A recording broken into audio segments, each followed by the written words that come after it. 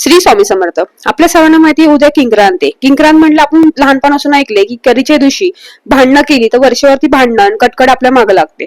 म्हणून उद्या शक्य असेल तर तुम्ही शांत राहा, कोणाबरोबर वादविवाद घालू नका.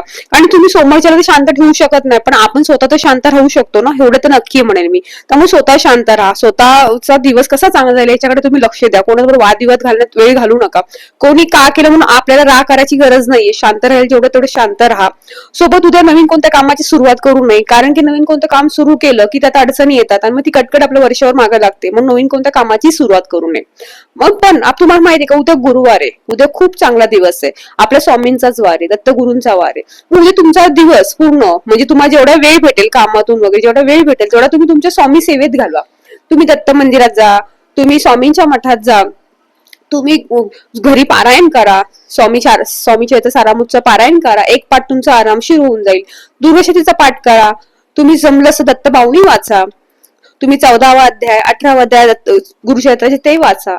शक्य असेल तेवढी पूजा पाठ करा.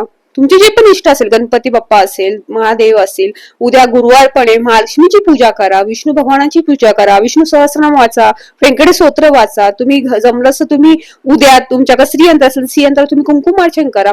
म्हणजे तुमचा वेळ सद्गतीत कसा जाईल, चांगला कसा होईल ह्याची आपण काळजी घेऊ ना. आपण ऐकले की किंक्रांतीला भांडण झालं तर वर्षभर तीच कटकट मागे लागते. मग आपण उद्याचा दिवस स्वामींच्या सेवेत घालू, आपल्या भक्तीत घालू. आपण धार्मिक गोष्टी करत राहू, त्यात आपला वेळ घालू. त्यामुळे आपल्याकडे चांगल्याच गोष्टी येतील, वाईट गोष्टी तर येणार नाहीयेत ना. आणि जमेल तसं गोसेवा करा, श्रमदान करा, जसं जमेल तसं तुम्ही अन्नदान करा, तुम्हाला दान धर्मही करा. जास्त नसतं करायचं. असं नाही की तुम्ही कोणी सांगितले म्हणून तुम्ही 1000 करा, 2000 नाहीये. तुम्ही एखाद्या गरीबाला एक वडापाव जरी खायला घातला ना तरी छान राहतं. आपल्या ऐपतीनुसार आपली जेवढी जमेल तेवढं आपण करायचं. कोणी सांगतं म्हणून नाही करायचं. पण उद्याचा दिवस खूप छान घालवा. श्री स्वामी.